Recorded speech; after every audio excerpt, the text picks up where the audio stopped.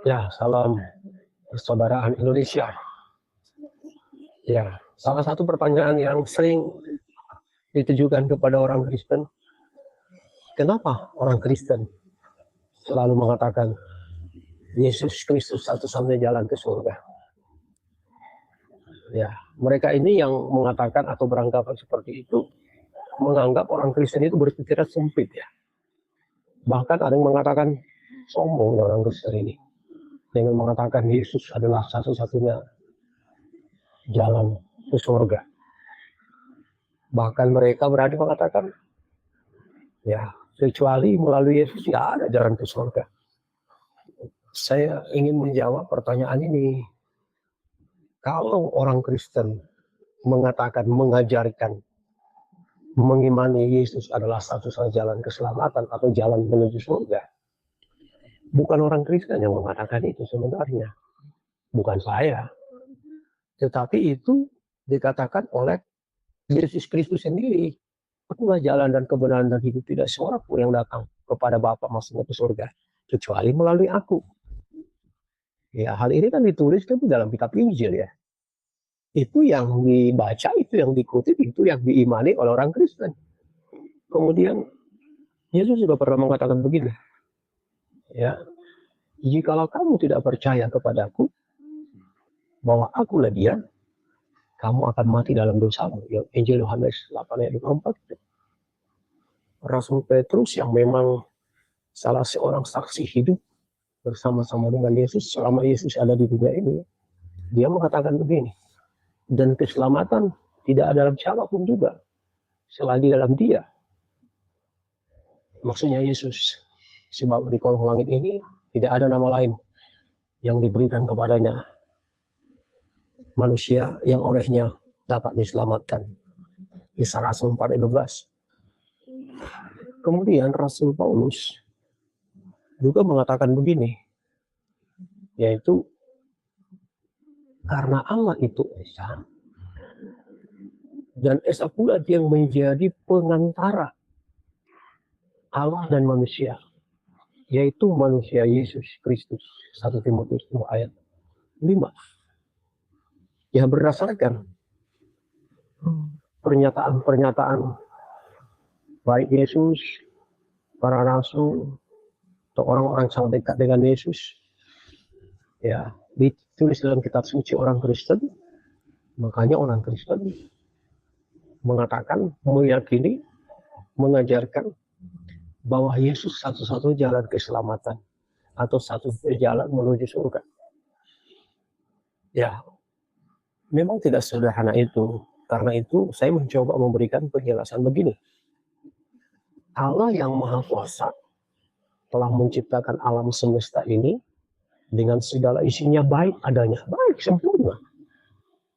Ya, sebagaimana diketahui oleh pada umumnya orang, manusia pertama, laki-laki dan perempuan, yaitu Adam dan Hawa, diciptakan menurut gambar Allah. Artinya apa? Manusia itu diciptakan memiliki sifat-sifat Allah.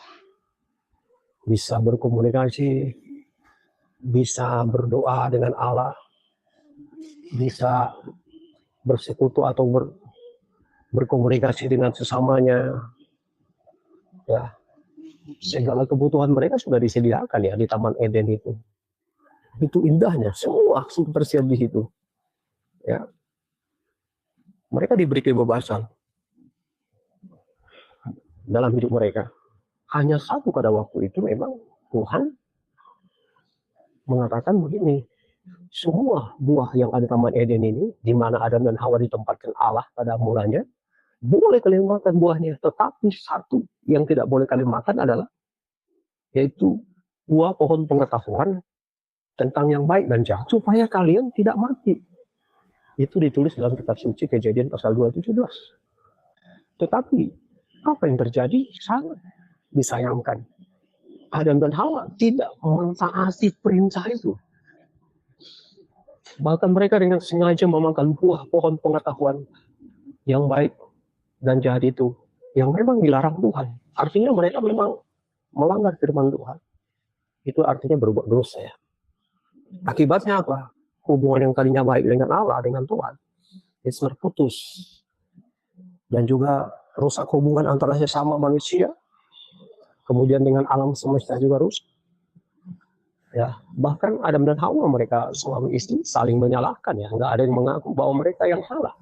Lalu Allah berjanji setelah manusia melanggar firman Tuhan, yaitu tidak mentaati apa yang diperintahkan Allah itu, Allah berjanji akan memperbaiki hubungan manusia itu dengan Allah, dengan alam tentunya, tentu dengan sesama, ya, yaitu dengan mengatakan akan mengutus seorang juru selamat.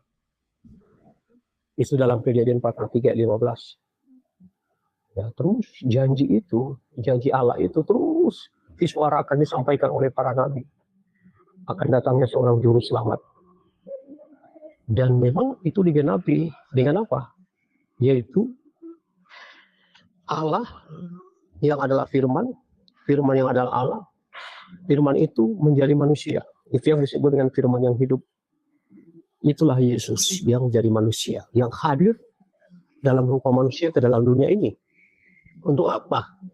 Karena memang yang mau diselamatkan adalah umat manusia, harus jadi manusia. Seringkali pertanyaan gini, apakah mungkin Allah jadi manusia? Kenapa tidak?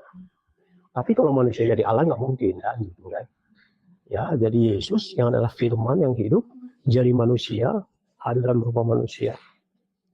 Ya, dan dia adalah berkuasa untuk mengampuni dosa manusia dan juga membebaskan manusia dari perbudakan iblis, ya.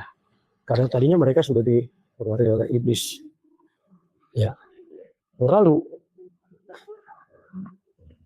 kemudian adalah firman Allah yang menjadi manusia dalam pribadi Yesus itu adalah kurban. Kalau masa perjanjian lama itu adalah kurban hewan yang dikorbankan untuk menyelamatkan manusia, memberikan pengampunan. Ya, Yesus dia mati di kayu salib sebagai kurban. Yohanes mengatakan begini, lihatlah anak domba Allah yang menghapus dosa dunia. Ditunjuk kepada Yesus, yaitu Yesus mati dalam keadaannya sebagai manusia. Dicatat di dalam Alkitab, katakanlah misalnya contohnya Roma 5, 8-10, 1 Petrus 3, ayat 18, 1 Petrus 2, ayat 24, Filipi 2, ayat 8, itu jelaskan Yesus mati dalam keadaannya sebagai manusia. Untuk apa? Menjadi korban pengganti manusia berdosa, supaya manusia bisa menerima pengampunan dari Allah, supaya tidak binasa, supaya bisa memiliki hidup yang kekal. Ya, karya penyelamatan yang dilakukan Yesus itu lewat dia mati di kayu salib itu sebenarnya sudah sempurna, ya. Tidak perlu lagi nambah apa-apa, misalnya supaya saya selamat masuk surga saya harus berbuat baik, melakukan ini itu, saya harus hidup saleh. Enggak perlu, sudah sempurna. Salah satu kata yang terkenal dikatakan Rasulullah hari sudah genap, artinya sudah genap, sudah sempurna keselamatan yang disediakan melalui karya penebusan yang dilakukan Kristus di kayu salib. Ya, ada satu ayat Alkitab mengatakan begini, bahwa karena kasih karunia kamu diselamatkan oleh iman. Itu bukan hasil usahamu, itu bukan pekerjaanmu. Jadi jangan kamu sombong. Keselamatan itu anugerah yang diberikan oleh Allah kepada manusia. Hanya memang ada syaratnya. Ya, ini bukan orang Kristen yang menentukan. Yaitu apa? Harus percaya kepada Yesus. Makanya Rasul Paulus mengatakan begini, jika engkau mengaku dengan mulutmu bahwa Yesus adalah Tuhan dan percaya dalam hatimu bahwa Dia telah dibangkitkan dari antara orang mati, maka engkau akan selamat. Ini pasti, kan? Berarti memang Yesus satu-satunya memang yang dapat menyelamatkan orang dan masuk ke surga, dibawa masuk ke surga. Ya, Yesus juga pernah mengatakan begini kepada murid-muridnya, kepadaku telah diberikan kuasa di surga dan di bumi. Berarti Yesus berkuasa selain di bumi, berkuasa di surga. Bahkan juga ayat yang sangat terkenal yang juga sudah banyak orang tahu, yaitu dikatakan Yesus, Akulah jalan dan kebenaran dan hidup. Tidak seorang pun yang datang ke Bapa kalau tidak melalui aku. Maksudnya tidak ada seorang pun yang datang ke surga kecuali melalui Yesus. Bahkan Yesus mengatakan begini untuk meyakinkan orang-orang pendengarnya, bahkan semua orang sahabat saya ini. Jangan gelisah hatimu, percayalah kepada Allah dan percaya juga kepada aku. Ini sesuatu yang luar biasa. Jadi kalau orang Kristen mengatakan bahwa Yesus satu-satunya jalan keselamatan atau masuk surga, itu ayatnya jelas, dasarnya jelas, dalilnya jelas. Ya, hanya dengan percaya kepada Tuhan Yesus, orang akan diselamatkan. Percaya Yesus, tapi orang bilang gini, sesederhana itu, segampang itu ya. Hanya percaya. Saya katakan, yes, iya benar. Dengan percaya atau mungkin istilah yang paling tepat, dengan beriman kepada Tuhan Yesus. Mempercayakan hidupnya kepada Yesus. Bahwa Yesus satu-satu juru selamat, penyelamat saya. Tuhan Yesus yang bisa, yang sanggup, yang berkuasa membawa saya ke surga. Itu syaratnya. Dan itu diwujudkan dalam kehidupan sehari-hari sebagai orang yang sudah percaya kepada Yesus. Hari ini percaya, besok percaya, lusa percaya, terus-menerus percaya. Atau mungkin kata yang lebih tepat dikatakan mempercayakan hidupnya kepada Yesus dalam situasi apapun sampai akhir hidupmu. Tapi orang kan bilang begini, kalau Yesus satu-satunya jalan keselamatan atau jalan ke surga itu, kenapa ada banyak orang yang Kristen akhirnya meninggalkan agama Kristen, pindah ke agama lain? Ada dua jawaban untukku. Pertama adalah, jika orang itu yang tadinya menganut agama Kristen, di KTP-nya itu mungkin agama Kristen, akhirnya dia pindah ke agama lain, kepercayaan lain.